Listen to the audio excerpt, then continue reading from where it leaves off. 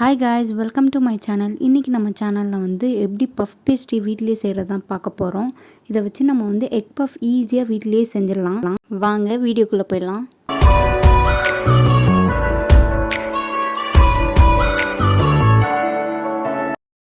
இதுக்கு தேவையான ingredients First ஒரு மிக்சிங் பவுல்ல 2 cups மைதா ஆட் பண்ணிக்கோங்க. அதோட 1 teaspoon salt ஆட் பண்ணிக்கோங்க. And then 2 tablespoon sugar add பண்ணிக்கோங்க. And 2 tablespoon unsalted butter add பண்ணி நல்லா மிக்ஸ் பண்ணிக்கலாம். Next half cup cold water எடுத்து மாவுல ஊத்திட்டு நல்லா பிசைஞ்சிக்கலாம். உங்களுக்கு எவ்வளோ வாட்டர் தேவையோ அவ்வளோ வாட்டர் ஊற்றிட்டு நல்லா பிசைஞ்சிக்கோங்க. மாவு ரொம்ப லூஸாகவும் இருக்கக்கூடாது, ரொம்ப டைட்டாகவும் இருக்கக்கூடாது, கரெக்டான லெவலில் இருக்கணும்.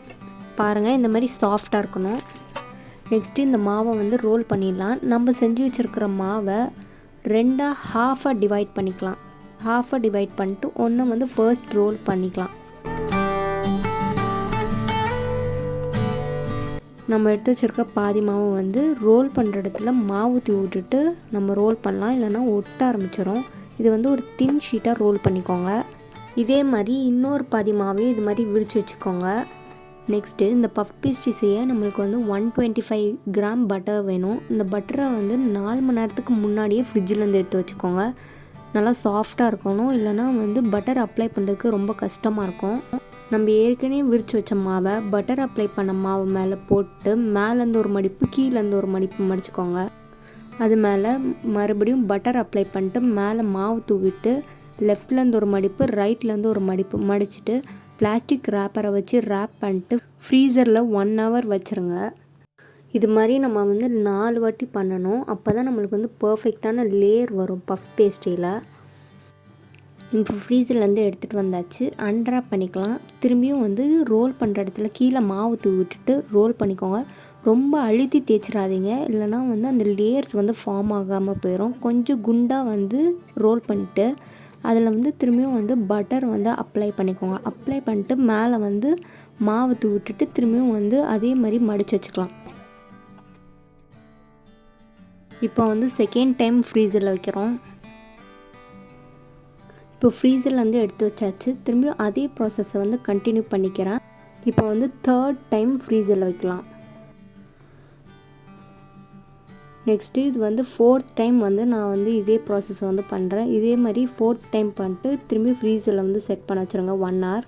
இந்த பஃப் பேஸ்ட்ரி செய்கிறதுக்கு கொஞ்சம் டைம் ஆகும். நீங்கள் பொறுமையாக இந்த ப்ராசஸ் கரெக்டாக பண்ணிங்கன்னா உங்களுக்கு பர்ஃபெக்டான லேயர் ஃபார்ம் ஆகும் பஃப் பேஸ்ட்ரியில். ஃபோர்த் டைம் நம்ம ஃப்ரீசர்லேருந்து வச்சு எடுத்தாச்சு. அதை நல்லா ரோல் பண்ணிக்கிறேன். கொஞ்சம் திக்காகவே நான் ரோல் பண்ணிக்கிறேன். கடையிலலாம் கொஞ்சம் திக்காக தான் இருக்கும். இதை நீங்கள் ரொம்ப தின்னாக ரோல் பண்ணிட்டீங்கன்னா உங்களுக்கு பஃப் பேஸ்ட்ரி லேயர்ஸ் வராமல் போயிடும். நெக்ஸ்ட்டு இதை ஸ்கொயர் ஷேப்பில் கட் பண்ணிவிட்டு மேலே மாவு தூவிட்டு நடுவில் பட்டர் ஷீட் போட்டு ஒரு பாக்ஸில் ஸ்டோர் பண்ணி வச்சுக்கோங்க. இது 1 to 2 month வரைக்கும் ஸ்டோர் பண்ணி வச்சுக்கலாம். இதை யூஸ் பண்ணுறதுக்கு முன்னாடி ஃப்ரீசர்லேருந்து 1 hourக்கு முன்னாடி வெளில எடுத்து வச்சுட்டு யூஸ் பண்ணணும். ஃப்ரீசரில் ஸ்டோர் பண்ணுங்கள். இன்றைக்கி நான் இந்த பஃப் பேஸ்ட்ரி வச்சு எக் பஃப் தான் பண்ண போகிறேன். நம்ம செஞ்சு வச்சுருக்கிற பஃப் பேஸ்ட்ரிலாம் அரேஞ்ச் பண்ணிக்கலாம். மேலே மசாலா வச்சுட்டு பாயில்டு எக் வச்சுக்கலாம். அவனை 180 degree செல்சியஸில் ப்ரீ ஹீட் பண்ணி வச்சுக்கோங்க. எக் பஃபை பேக் பண்ணுறதுக்கு முன்னாடி முட்டையோட மஞ்சக்கருவை மேலே ப்ரஷ் பண்ணி விட்டுக்கோங்க. அப்போ தான் கடையில் கிடைக்கிற மாதிரி ப்ரௌன் கலரில் கிடைக்கும். எக் பஃபை 180 degree செல்சியஸில் வச்சுட்டு 30 minutesக்கு பேக் பண்ணிக்கோங்க. பாருங்கள், கடையில் கிடைக்கிற மாதிரி பர்ஃபெக்டான எக் பஃப் வந்திருக்கு. மேலே நல்லா ப்ரௌன் கலரில் வந்திருக்கு. நம்ம தேய்ச்ச அந்த எக்கோட யோக் தான் அந்த மாதிரி வந்திருக்கு. நான் காட்டுறேன் பாருங்கள், எத்தனை லேயர்ஸ் வந்திருக்கு பாருங்கள். அப்படி பர்ஃபெக்டாக இருந்துச்சு. அவ்வளோதான், நம்மளோட எக் பஃப் ரெடி ஆகிடுச்சு. இதை சாஸோடு சர்வ் பண்ணுங்கள், டேஸ்ட்டாக இருக்கும். இந்த பஃப் பேஸ்ட்ரி பிடிச்சிருந்துச்சின்னா மறக்காமல் நம்ம சேனலுக்கு லைக் பண்ணுங்கள், ஷேர் பண்ணுங்கள், சப்ஸ்கிரைப் பண்ணுங்கள். அந்த பெல் பட்டனை கிளிக் பண்ணிங்கன்னா நாங்கள் போகிற வீடியோஸை நோட்டிஃபிகேஷனாக வரும். நெக்ஸ்ட் வீடியோவில் பார்க்கலாம். பாய்.